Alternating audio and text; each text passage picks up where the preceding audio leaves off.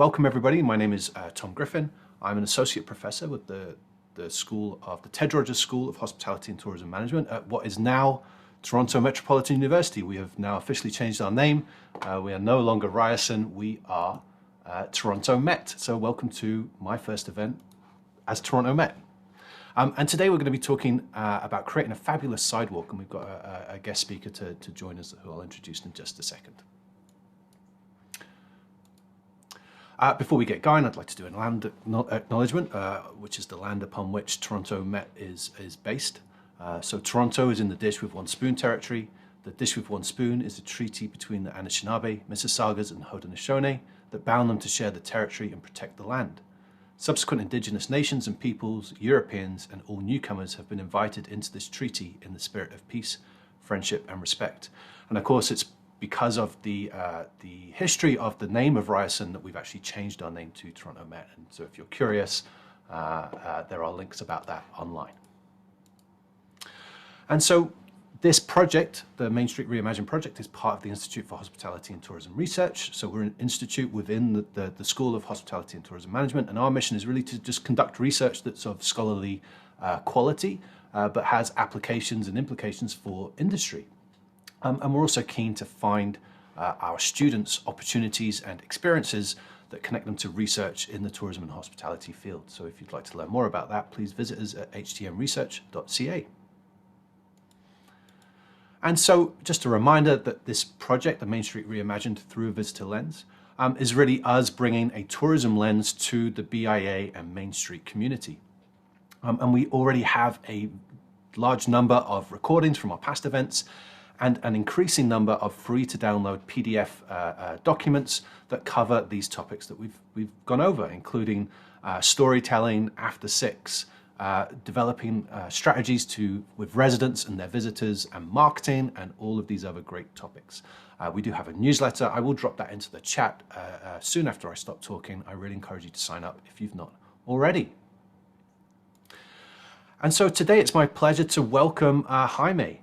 Jaime is in New Jersey, Montclair, is that correct? Yes, that's correct. That's great. And so Jaime has a really interesting consultancy that he's going to kind of walk us through some of the topics and projects that they've been involved in. Jaime has a background in architecture and urban planning, and has really been involved with neighborhood revitalization in different ways for a number of years, and it kind of all comes together to show us this project that he's working on, or the company that he's organizing, the Storefront Mastery. And so he's an experience design guru. I think that's a great title. And really working with a strategic level with the organizations that represent neighborhoods, including BIAs and BIDs, and also with the stores and the shops and the retail individuals within those communities. And so, Jaime, I'm going to stop sharing and I'll let you take over the screen. And please feel free to share your screen. As you're setting up, I'm just going to encourage people. So Jaime is going to talk to us for around 40 minutes or so, and we're going to be sure to leave around 15 minutes or so towards the end of the hour to take your questions. If you do have questions, feel free to type them into the chat, and if they're appropriate, I'll raise them. Otherwise, we'll wait till the last 15 minutes to take the questions. So Jaime, over to you. Thank you so much for your time. Really looking forward to it. Thank you so much, Tom, and thank you so much for everyone that's here. I'm very happy to be here. You will be amused by my title, Experience Design Guru, but what guru means is a teacher. And what my work has done over the years is to try to find tools to teach people to create their own experiences and create their own designs and implement their own magical worlds in their storefronts. So today I'm going to talk to you a little bit about how I work with local organizations so that they can work and nurture the small businesses to create these fantastic experiences. And now I'm going to start sharing my screen to show you my presentation.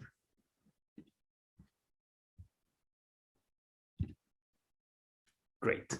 So the presentation is called A Fabulous Sidewalk. And I hope by the end of the presentation, you will think that sidewalks are much more fabulous than just the regular pathway that we use to go from place to place. My the whole premise is to link the efforts of individual small businesses into winning strategies that can be visible from a city level, neighborhood level, city level, and hopefully from a regional level. So first, let me introduce myself. My name is Jaime. I'm originally from Ecuador. I am the founder of Storefront Mastery and a few other things, which I will tell you about. And this is my family. So I have founded a band. I've founded a small business. I founded an architecture practice, my consultancy, which is Storefront Mastery, a museum, a city agency, and also a city. And I will tell you about a few of these, especially the ones that have failed. And many of these have failed. The small business kind of failed. The band kind of failed. It was just grew out of it. Basically, it was a funny band that I shared with the future mayor of my city, who we remained friends eventually and appointed me to found a museum, which I did. And then the museum lost political support, as you know, political things happen. And we vowed to redesign the museum with my team. And we did. We redesigned the museum as a completely private museum, as a building-less museum. So it was a nomadic museum. And I think the experience of the museum is very important for the presentation, just because the pivoting of the original project, which was get me Frank Gehry on the phone and bring him to Quito so we can build a beautiful building, was pivoted after we stopped collaborating with the local government, and basically become a grassroots effort to create a building-less museum. So the pivoting without any resources, that's what's key about this. I also founded the Office of Urban Mechanics, which was an office dedicated to look at how things are not working in local government and trying to change them and trying to create legislation and also make legislation not valid anymore, so that things could work a little bit more smoothly, especially permitting and licensing. And I also founded a city. I was eventually called by our national government to create the concept for a new city that they were trying to found. And it was very interesting. It was an amazing experience. And eventually it also failed, as political things do in Latin America and elsewhere. So these are the things that have failed, and things that we learned from failure. Number one is that we must connect dots. Knowledge is compounding. Everything you do, everything you absorb is just compounding slowly in the back. And when we realize, we begin to acknowledge that we have learned something, and connecting dots allows us to teach things. And teaching is when really, we come to terms with what we have learned. And the main thing, I guess, that I have learned is that what Main Street businesses need is creativity. That's what they need the most. They are competing against a financial and banking system that is very, very big, and that, of course, gives priority to larger entities. And they also competing against these large entities that are, chain businesses and even the same banks. So it's very hard for them. And what they need is they need creativity to carve their own niche, and they need creativity to create amazing experiences for their customers. Creativity, of course, allows us to think and allows us to create legendary experiences. This is where the fun of the presentation begins. What is an experience? This is something that we talk about a lot lately, but we still need to define it. How I define the experience is essentially I guess I have to use the same word, the experience, the travel, a person's travel through a place or through a story that is made up of the sum of each interaction that an individual has with the different sensory stimuli that the experience is offering. So it should offer something for each one of the five senses, and it should be immersive. But there are other key elements that we need to take in consideration when we are talking about Main Street retail experiences. They can be both transactional and non-transactional, and this is very important. The transactional experience, I come in, I purchase something, I say thank you, I pay, I leave. The non-transactional is how the brand engages me, how the store design engages me, how the store attendant engages me, and how whatever I buy will keep on engaging me after I leave the store and I use it. Okay. So any business can become an experience. And there is a very interesting concept I have been coming across lately, which is location-based entertainment. And what we do here is basically we set up a mini amusement park inside a store. It could be a very, very tiny store, but whenever somebody steps in, this turns into this small or large amusement park that really engages and really creates a different array of feelings and sensations for this person, and of course engages them with the brand. The value must be added, beyond the products and the services. So let's say I am selling you a mug. You purchase the mug and you leave and you use it to have coffee. Or I can sell you a mug that has a ton of different symbolism and comes with a little bit of coffee, let's say. And this coffee comes with a story. And the story comes with a QR code that you can scan and go into a landing page that tells you a myriad other stories about whoever picked the coffee, whoever created the mug, whoever fired the mug, whoever created the art for the mug. And all these stories are intertwined, and you are brought into this amazing experience that value is being added in tons each time you use the mug. And again, when we are talking about Main Street businesses, the keyword for those Main Street businesses to implement is staging.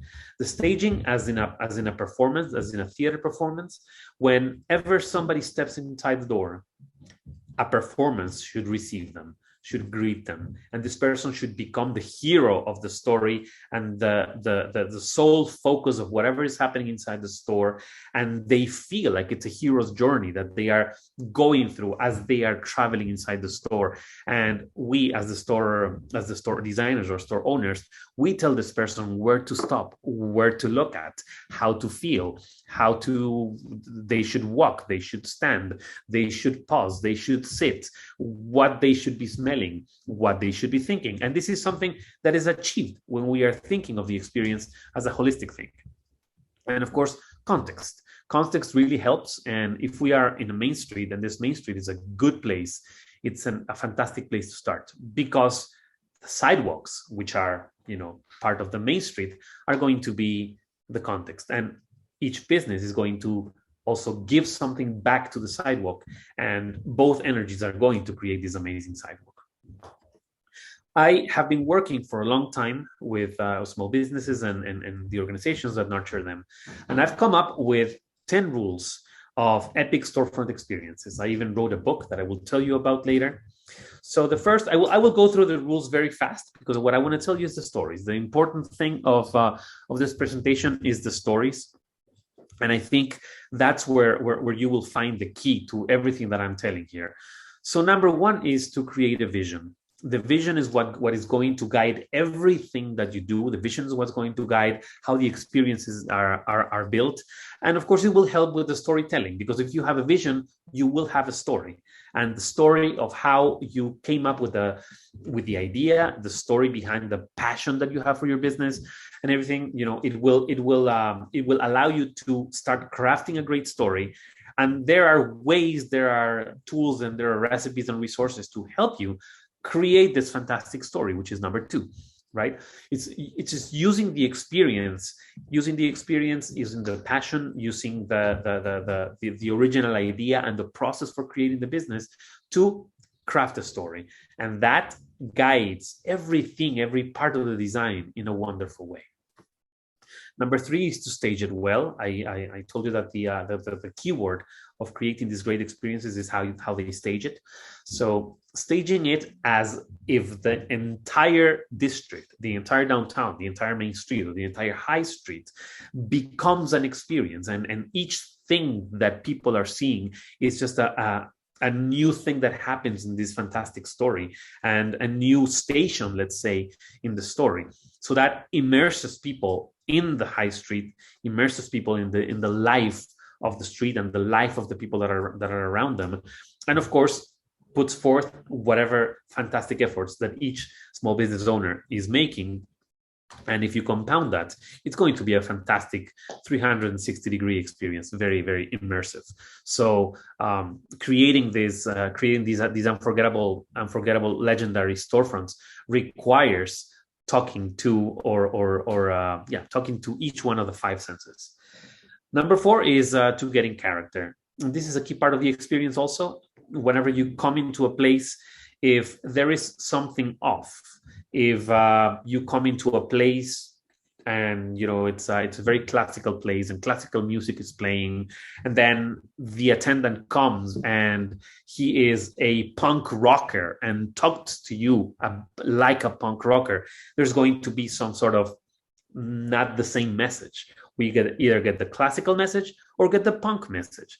Sometimes we can make it work together. Yes, sometimes we can make it work together. But getting in character implies that every part of the message that the story is giving should be the same message. Number five is meeting the sidewalk. And this is where the small businesses give back to the sidewalk. They can create fantastic frontages. They can create fantastic outdoor living rooms. They can create amazing little parks outside with vertical gardens that bring people to sit. The idea is to create a room effect. When you enter into a room, you feel like you're in somebody's house, and you feel like it's the curiosity and the discovery that you find when you're in somebody's house. It's the same thing that you will have in these outdoor rooms. And of course, the discovery will lead you inside the store. And whenever a small business is successful, the entire street is going to be successful. Whenever a small business is beautiful, the entire street will light up and be beautiful as well. Now we want people to sit. We want people to come over. We want people to gather. We want people to sit. Usually we will find these not very nice signs that say no loitering. And I always say to my clients, yes, loitering. That's what you need. You need people to loiter. You need people to come to your place because it's a fantastic place. And the best way to attract more people is people. So if you have a couple of people sitting down and, I don't know, playing dominoes or just having a laugh, others will notice and others will want to join and want to gather. And this is a great way to create little sparks of joy in a neighborhood, in a district. Number seven is be transparent, and this is where the design, I guess, of the storefront itself plays into bringing whatever's interesting from the store outside so people can see and engage, and also bring a lot of the interest of the foot traffic that's outside and turn that into footfall, so they actually go through the door and come into the business. And then once they are inside the business, you control the path. Like I said before, you control the path, you control where they are, you control where they stand, you control where they pause, what they look at, how they feel, and what they do. And you tell them hello, you greet them, you nurture them, you guide them, and they end up being your friends. When they leave, they feel like they are leaving with a new friend. And of course, the new friend is the brand, and the engagement that they feel is the love that you feel for your friend. And this is very, very important, because that's when small businesses start to build tribes. They start to build communities, as opposed to just a customer base. Customer base, if they find a cheaper t-shirt somewhere else, they'll go somewhere else.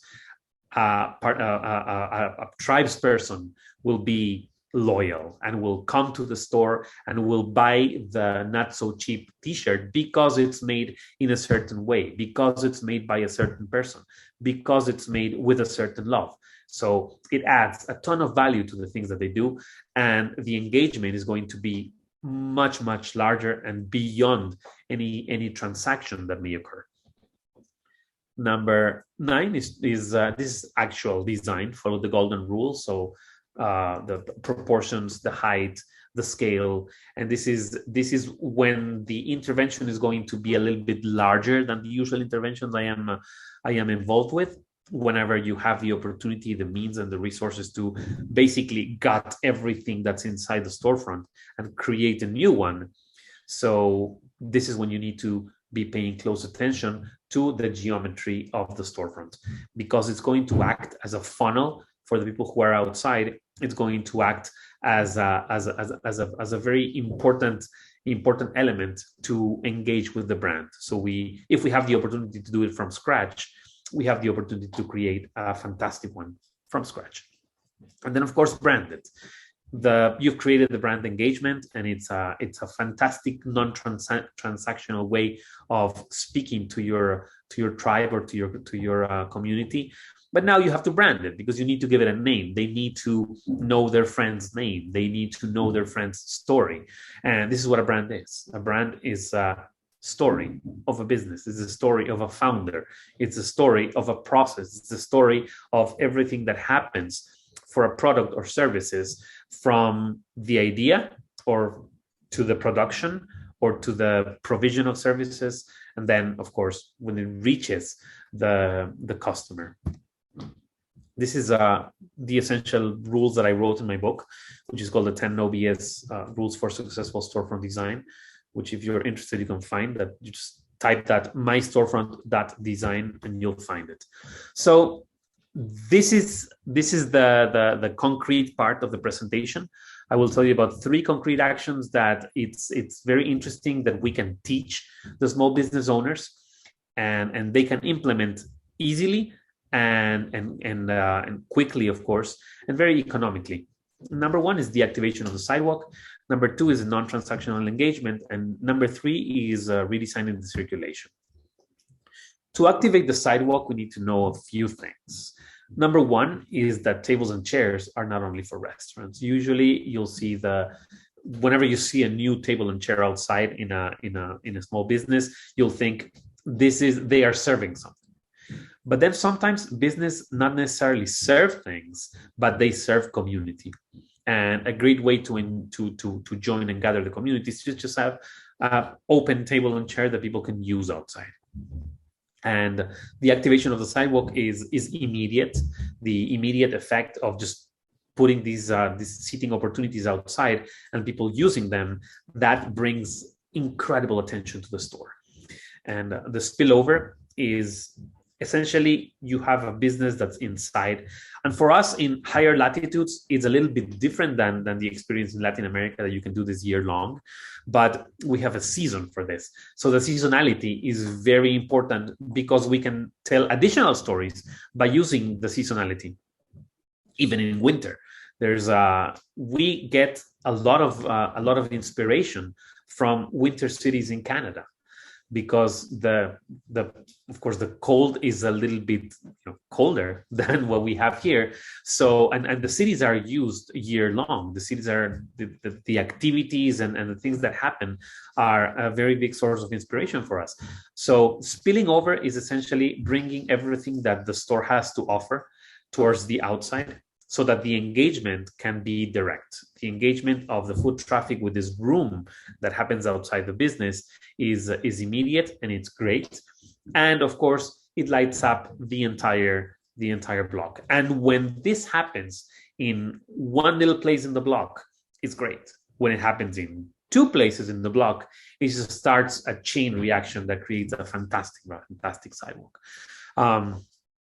The knitting comes to the movies part is very interesting. It's an anecdote actually about, I will tell you more about the specific project later, but the anecdote is that there was no regulation for parklets.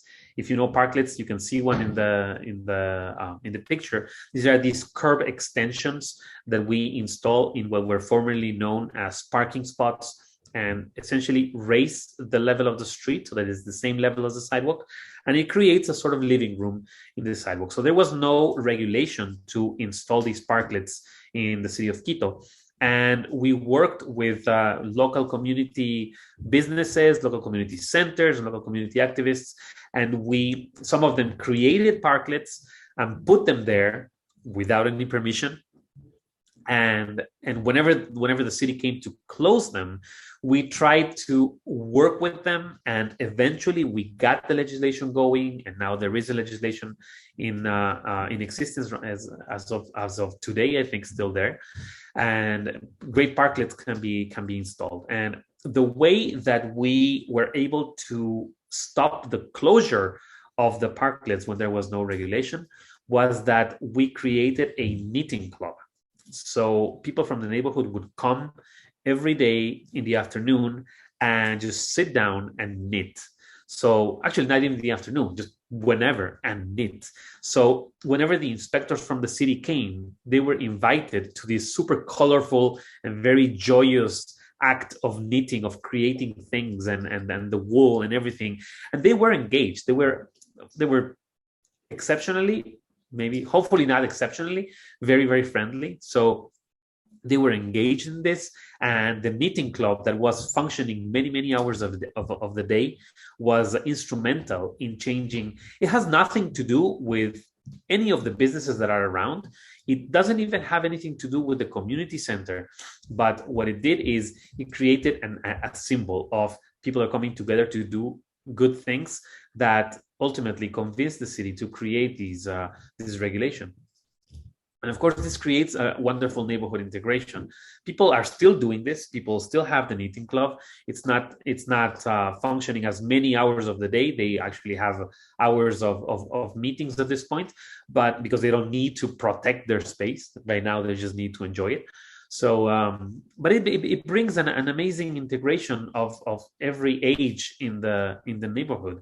You see grandmothers teaching their grandkids how to knit and how to make the yarn balls and all these things. So it's a very, very beautiful thing to see, and a very interesting way of creating interaction, because also people that have nothing to do with the knitting club are coming and being part of the joyous occasion, not knitting, but just there. Number two is boosting the non-transactional engagement. And these are the stories that I want to tell you, and these are the stories I want to focus on.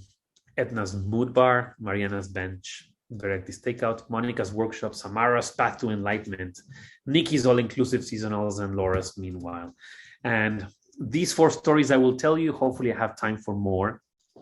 On the left there, you can see my client Edna. She is from Uganda, and she has a fantastic antiques and homewares store here in New Jersey, in central New Jersey. And with her, we are creating something that we've called the Mood Bar. We just started on, I think, Saturday with her. And she's my old client. She's a repeat client, which I'm very proud about, that she's coming back. So we're creating these mood bars because she is seeing a lot of competition from other stores that are doing also homewares and antiques and selling the same things that she is. So now she's stopped selling products and she is selling moods. She is selling energy. So you come to her store and you ask for happiness.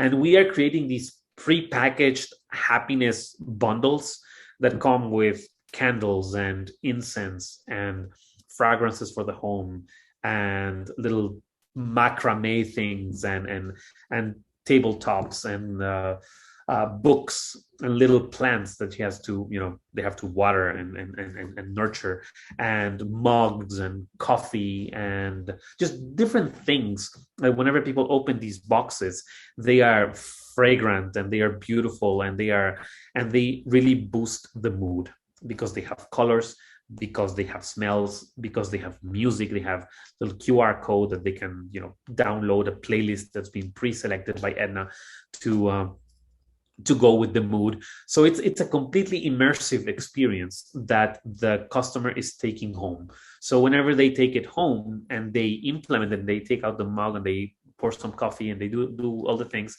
they stop to be customers and they start to be Edna's community, which is key for how she conducts her business, and it's key for how she carves her niche that is uncarvable by anybody else.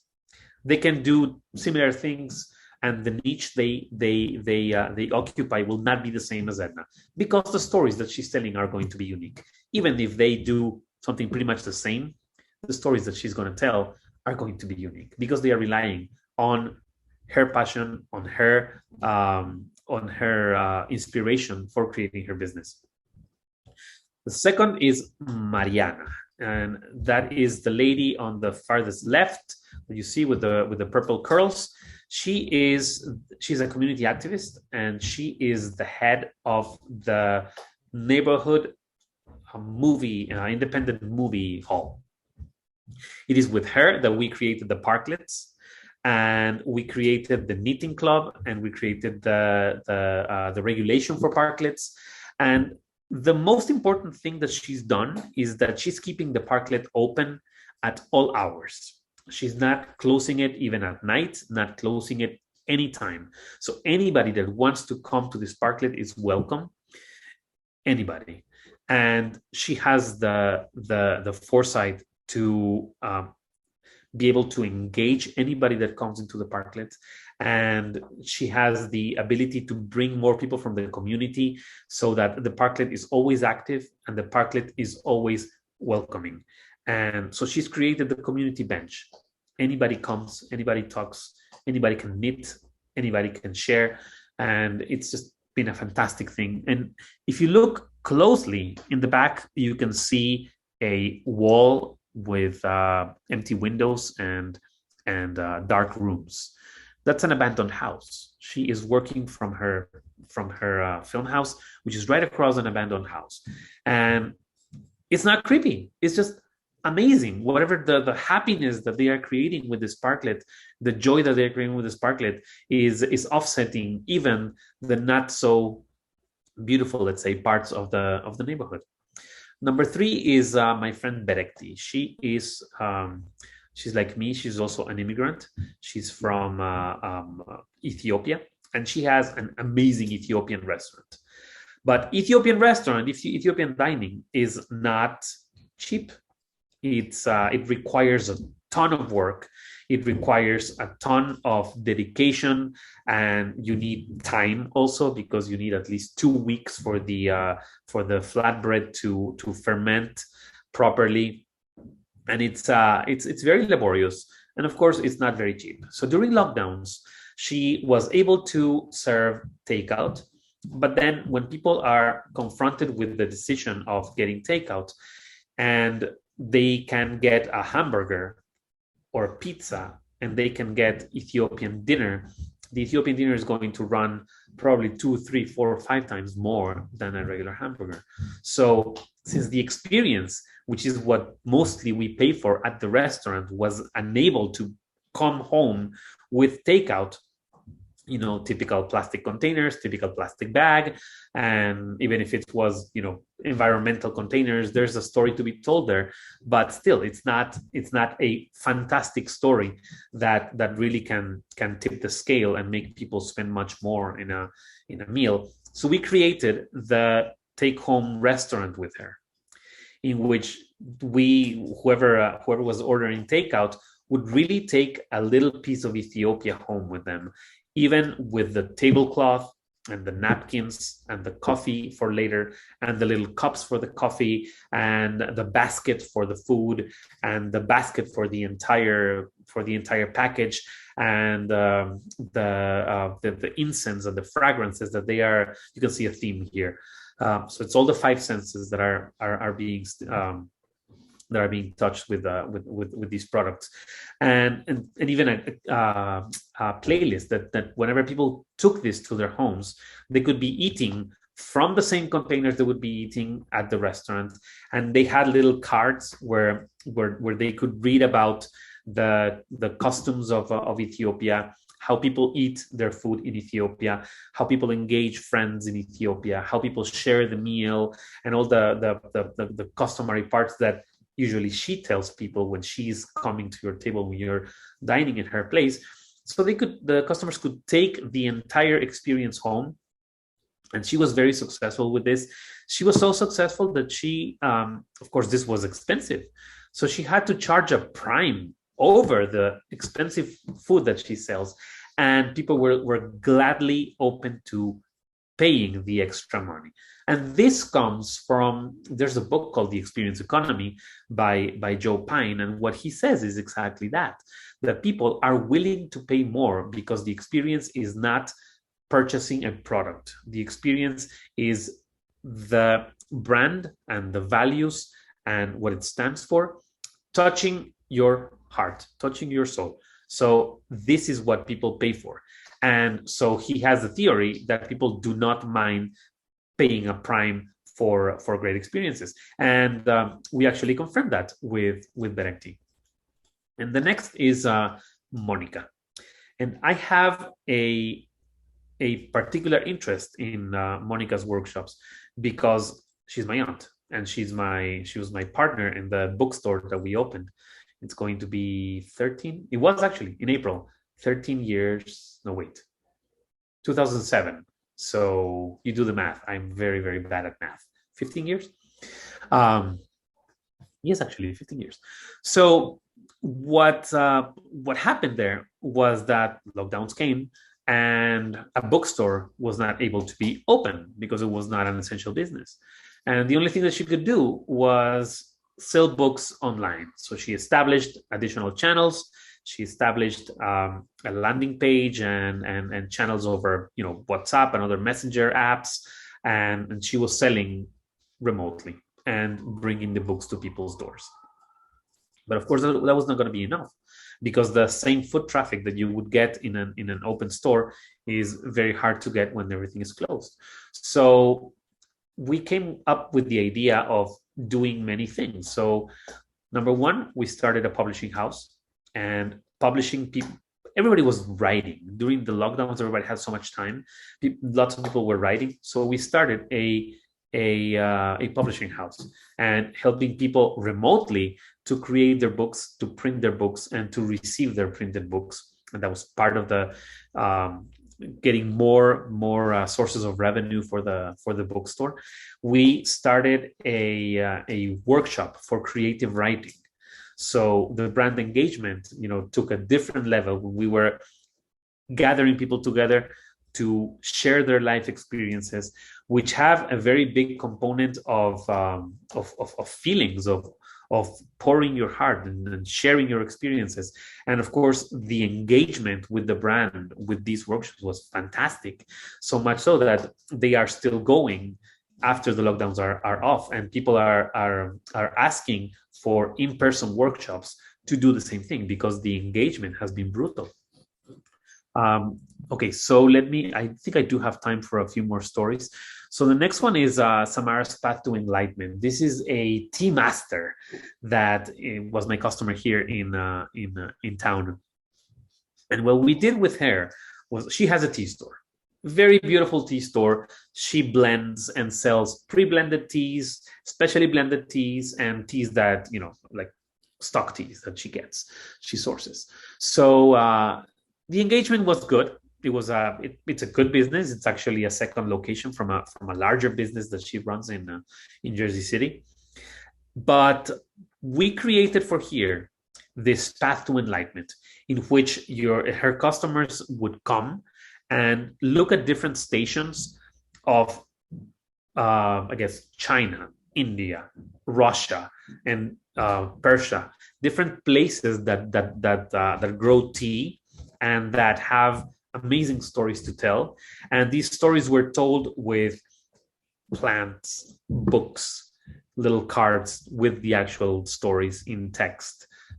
The tea, of course, some things from those places. So, of course, the Russian would have a samovar, and the Indian would have some references to Ganesh, especially because she was very devout to Ganesh. And so each station had an amazing array of things that were touching each one of the five senses. And people would progress through these stations. And as they progressed, some were more simple and became more complex. And after they had progressed through all the stations, and after they had purchased the tea and learned about the tea and the customs of each one of the stations, they could access the master tea blender. And this was the special room where not anybody could go. You could only go if you had already been through the rest of the store. So it was not something that, yes, I want to pay more and go to the path to the store. No, I'm sorry. You have to go through the path. And at first you would think, okay, what's she doing? She's turning customers away. No, she's not. She's educating the customers, and she's offering something that no money can buy. Only time and dedication can buy. So again, the engagement that she could create was fantastic. The next is Nikki's All-Inclusive Seasonals. You can see a very beautiful Christmas decoration there. It's a beautiful store, local, that's called Dolly Moo. What she does is she and her family, she's got family working there. She creates artisanal creams and cosmetics and bath, salts and stuff like that. And she has the entire operation is there. She has the workshop there where she creates and teaches. She has a production there where she bakes and mixes and creates all the soaps and creams and everything that she creates. And she has the showroom. So she has a little storage room and showroom. She doesn't have a retail store. You don't go into her retail store, grab something, a product, pay for it, and leave. You have to look at the product that she's showing. You have to go through the entire store to see what she has there, and you can try everything. And then you ask for whatever you want, and they bring it. So it's not a self-service. It's a path to service, let's say. So she has the entire operation there. And one of the things that she does is that she creates these boxes, and she creates the products. The seasonal products are going to be new each time. She doesn't repeat the same products each Christmas, let's say, or each Easter. She creates new things each time, and she creates an entirely new decoration for the storefront. The store is tiny. She probably has, I don't know, I'm going to say that 25 or 30 square meters, maybe. I mean, your meters in Canada, right? That'd be about 300 square feet. So it's a tiny store, but it's just a showroom. It's a showroom where you can, get immersed in this, and it tends to Wiccan. If you are familiar with Wiccan, it's a very pagan thing, very close to nature, and the woman goddess and the theme. It's very, very well done, and she just creates the things, produces the things there, packages the things there, ships everywhere. She has a huge shipping business because she's become so popular. And then, of course, if you're in the store, you cannot just get the things. You have to ask for the things, and they bring them to you. So, and the storefront changes. If you follow them on Instagram, each time you'll see a new storefront. It's completely new. They change the plans, they change the layout, they change everything but the signs and the actual windows. Everything gets changed. And then finally, Laura's Meanwhile. This is my client Laura, who is she runs a community organization in a rural town here in New Jersey, and she's having a big problem of vacancies. And we didn't solve the vacancy problem, but we gave it a different feel by changing the vacancy feeling to an expectation, to a hey, there's something fantastic that's coming here. And it's basically a marketing gimmick in which we replaced the craft paper that was stuck to the windows on the vacant storefronts for stickers and decals that said something amazing is coming to downtown. And just the expectation of people looking at their streets and thinking, okay, so this is moving. There is something coming. There is something for me to expect. There's something for me to wait. There's something for me to discover in time. And it just changed the entire mood of the town, which is fantastic. And she was struggling with that, but also with regulation, because one of the stores that was going to open, that was already owner had already invested, the owner had already built everything inside the store, she could not open it. It was a beauty salon, but licensing regulations in the county determined that if someone is working for a larger beauty salon and resigns to create their own salon, they cannot open it after fulfilling requisites for about 6 months. So she had already designed the store, implemented the design, done everything, and she could not open. And we were doing the whole, idea, the idea storm to see what she could do. And what we came up with was, so she cannot open as a beauty salon, but can she open as an art gallery? Like, yeah, there's no permit needed for an art gallery. So she did. She opened an art gallery. She opened an art gallery that was bringing artists that were working with, let's say, scraps from the beauty industry, and that were raising awareness about cosmetics and animal testing and all these things. And these artists were producing beautiful work, and she was showing this work, and she was creating the brand engagement with everybody who's coming to her store, and she was not cutting one strand of hair yet because she could not open as a beauty salon, but she was open as an art gallery. So this micro pivoting, let's say, allowed her to create expectation, allowed her to create a sense of discovery, of people coming to know her and know her brand and know her story. And so this was probably much more powerful than her just making a grand opening of her business, because the friendship that was created between the people and the brand before she could cut their hair was something that she could probably not get if she was already cutting the hair. So these are the stories for boosting the non-transactional engagement. Every story has a transaction. Every story I've told you has a transaction. The non-transactional part is what happens later. So what happens when Edna sells you these moods? You come home with this box of beauty, of hope, of happiness. What happens to you? You are changed, basically, when you are using these things.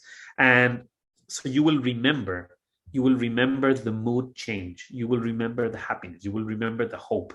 And this will accompany you for a while. So the brand engagement comes back to the brand engagement, right? The bench, again, everybody is going to the film house, although they are not going to the film house. And this creates an incredible engagement, and it's non-transactional. The takeout that Brecht is sending home, people will they will keep the baskets, they will keep the tablecloths, they will keep the napkins, they will keep the coffee cups. Even after the coffee is gone, they will keep the cups. So these are the non-transactionals for later that will keep the brand engagement going. The workshops of Monica, these are eventually becoming books that are coming out of the people who are writing these amazing life stories, short stories, long form, and it's being compiled. So they are seeing themselves published after just doing it as basically as a therapeutical event, and they are transitioning, and now they're authors. So again, non-transactional. The path to enlightenment, I think this is probably the easiest path to non-transactional to illustrate, because this is something that money cannot buy. You cannot just go and purchase the tea from the tea master. You have to go through the stages. You have to train yourself and educate yourself, and then you will come. So whatever you end up with, it's an incredible wealth of knowledge and wisdom that you acquire while you're doing this. And the exclusivity of being able to walk through the door and sit with her and say, I am here because I earned it, it has no parallel. The all-inclusive seasonals, of course, whenever people are walking by This is the best smelling place in the entire town. It always smells delicious for everything that they are concocting down there because she has the production right there. And of course, changes with the seasons. So you are not only smelling different things in each season, you are experiencing wherever these smells are coming from when you see the storefront that's consistent with each season. So the consistency of the message here is very, very, very high. Everything is consistent, and they change the entire decoration of the inside, always with the weekend theme, but they change the configuration and everything of the store of the storefront, and it really engages differently every time you pass by. And of course, the meanwhiles, these are the engagement that she got before, not Laura, but the owner with the beauty salon, the engagement that she got because she was not able to offer her services, but she was just able to find creative ways to engage, was probably higher than the one that she got. And then, of course, number 3 is redesign the circulation. This is something very easy that storefront owners can do. Just think of whatever happens traveling through the story as a hero's journey. Everyone that comes through your door is a hero looking for something. So present them with a problem, present them with a challenge, present them with a defeat. Yes, present them with a defeat, and then present them with the reward for their work, and then become friends with them. So they are walking through, you are deciding everything about their travel through the store. And I specifically make a point of calling this a travel through the store. They're going through a process of enlightenment. They're going through a process of growth. And it's probably a 15-minute engagement that they have with the brand. But when they leave, the wisdom that they have gained is incredible. So using these theme stations that will make it very easy for the customers to know where to stop, to know what to look at. These stations can frame the next station. These stations can have their own smells and their own plants and books and information and all sorts of elements to create the engagement. Maybe even have like candy or cookies or something that they can consume or that they can take home, and that, you know, when they leave, they are taking a little bit of the store with them. They're of course taking a little bit of the brand with them. And these stations are just tables that have different things like products. They can have the product that they are selling. They can have books. They can have magazines. They can have, for example, wine, coffee, or tea pairings, or anything. You can have recommendations of. So the staff is recommending that whenever you buy this sweater that is knitted by the hands of X with wool that comes from X place and that is sourced ethically from this.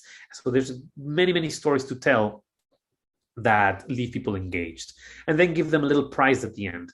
The little prize at the end is something that they can take with them and remember the brand after they have left the store, and just it feels like a prize. It feels like the reward for going through this process of growth.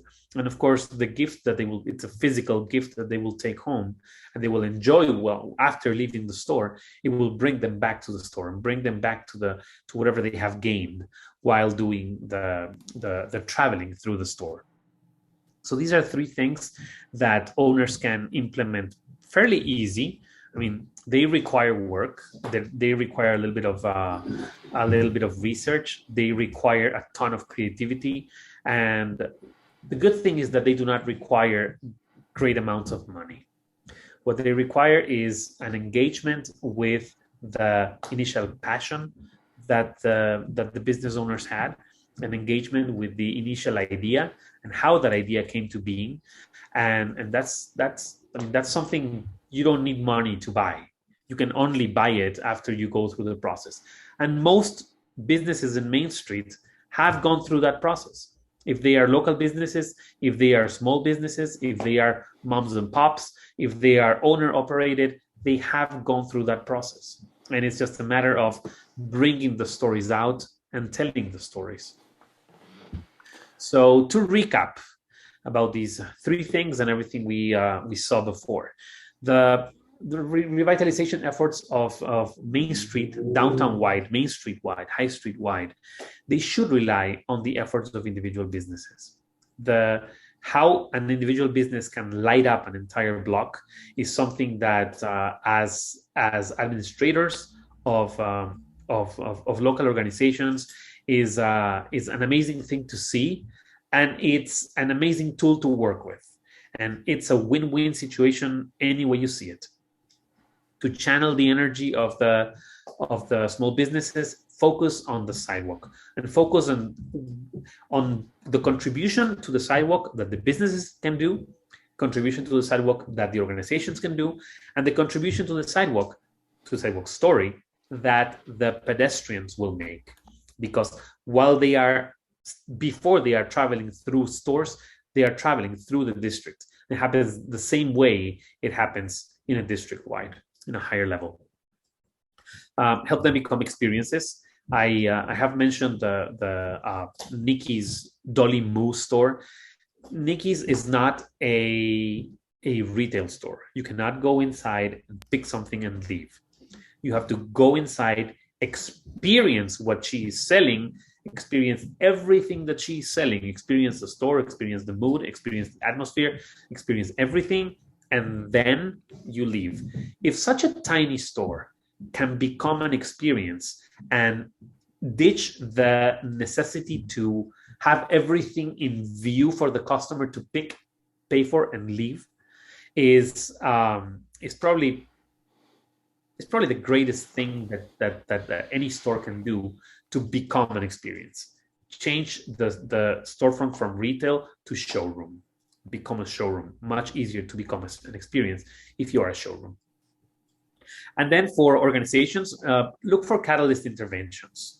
There's always things that they can do. I chose the knitting club because it's a great anecdote, because it's a great story, but also because it's a great metaphor for knitting the neighborhood together. You know, taking the needles and just doing pink in specific places that will create these amazing knots, and the sum of knots will create an amazing sweater. So knit the neighborhood, and to knit the neighborhood, we need to know where the catalyst interventions are, where the specific places that if we bring an old couch and put it in a specific strategic place in downtown, that couch will create conversations, that couch will be a conversational piece, that couch will bring specific people to sit, that couch will link the activities of two specific businesses, and that couch will turn into the life of the neighborhood.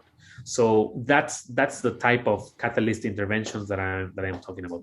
They need not be large interventions, top-down things that you can do, that you need planning and you need special regulations and you need a special ordinance and you need a huge grant. No, bring a couple of Adirondack chairs and paint them in a very bright pink color and put a plant next to them.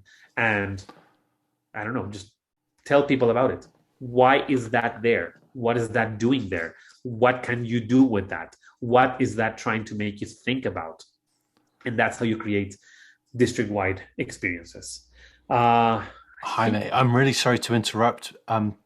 We're almost at 2:00, and so I just wanted to make sure that that is the last slide. That's the last slide. So, really quickly, I'm quite happy to stay on for another 5 minutes if you are, Jaime. If anyone does have any questions, I'm fine. I'm fine with staying. I'm sorry for taking longer, but that was the last slide. No, that's totally. I mean, really fascinating, and I really appreciated the very tactical nature of some of your presentation, but there's also a philosophy behind there too. And so I really appreciated that. To people on the call, we are going to be, Jaime has written a short chapter for us. We're waiting for that to go up onto the website, so that will be up in the coming days. But it is 2:00, so I appreciate if people do have to leave. I'm just going to share a couple of links in the chat. But also, if anyone has any questions for Jaime, please raise your hand, come off mute, type into the chat, and this is a great opportunity to ask some questions, share some experiences, ask for some strategies. I mean, something I was particularly interested in, Jaime, is, I mean, some of your presentation really talked about at the store level, the strategy for the store level. And I wondered how that connects to perhaps for a BIA or a BID that perhaps is more focused on the brand of the place overall. What's the connection between the branding of individual stores to the branding of the neighborhood or the place overall? And are there challenges? Because I imagine sometimes you must get stores that have very different brands and very different interests and very different focuses. And how does that connect? Number one, the branding of the district is very secondary, because what you want is to have the branding of clusters of the cluster of businesses to come up, right? And that's a brand that you don't create. That's a brand that they create with their interaction and their collective, action. So what happens is I work with the organizations, because for the small businesses, it takes a lot of time to think about these things, and it takes a lot of time to implement these ideas. So if you have an organization that can be guiding and finding easy tools and finding easy resources for small businesses to implement these ideas, it can be easier for them. It takes less time from them, and it takes a very, very big burden from them. It makes an overwhelming process very, very easy. So it just facilitates things. And about the interaction, it's very important that the organizations become a little bit more than just channels for branding. Because while it is very, very important that they do become the channels for their small businesses, it's critical that they also become an educational component, an incubation component, to not only help existing businesses, but also look at the clusters that are being formed, look at what's happening at the very, very grassroots level, and identify the processes and identify the trends, and help those trends grow stronger and help those processes run smoother. And that requires some sort of incubation, that requires some sort of recruitment for organizations, institutions, and also new businesses that can complement what's happening in those clusters.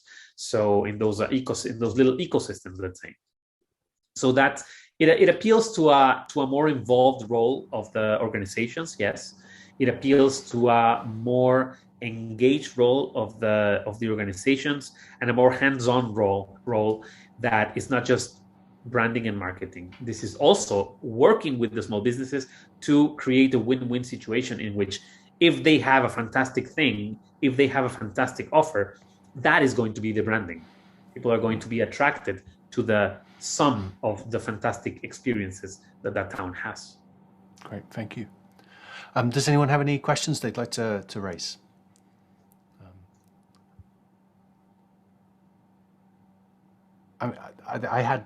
I have one more. I might as well keep going if that's all right with you, Jaime. Of course. So, another thing, I mean, it makes sense. A lot of your presentation was talking about stores that were independent, kind of creative, Yes. culinary.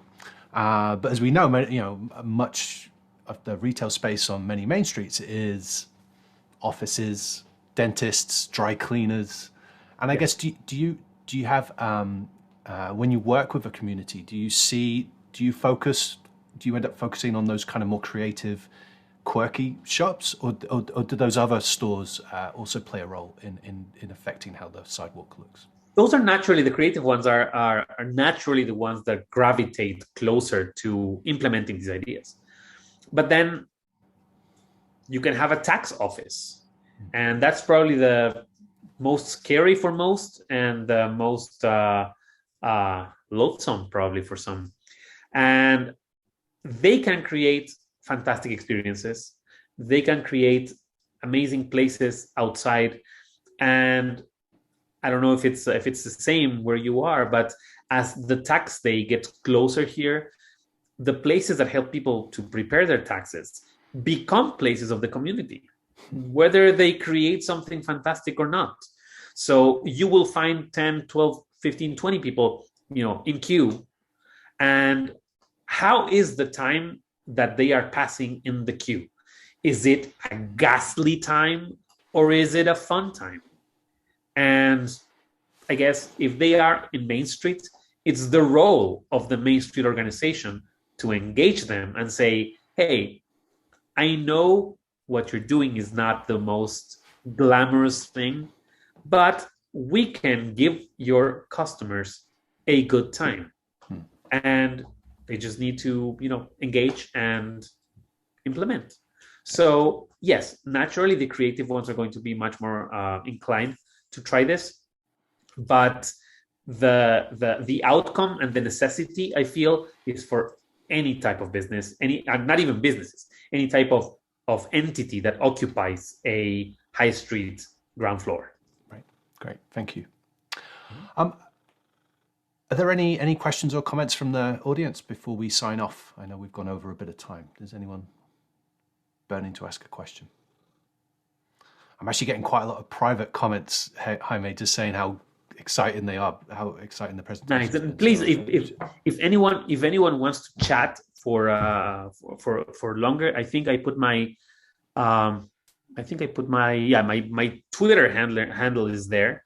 So if anyone wants to chat, you can engage me through there, or if you go to the tap bio, I guess, link, then you will find my all sorts of email and links that you can use to reach out. And I would love to hear your impressions of this, and I would love to hear your comments. That's great. Well, thank you, Jaime, for your time. Really appreciate it. Some great ideas and some great philosophies, and I hope we cross paths again soon. Yes, same here. Take care. Right. Thank you all. Take care. Thank you. We'll follow up. Bye, everybody.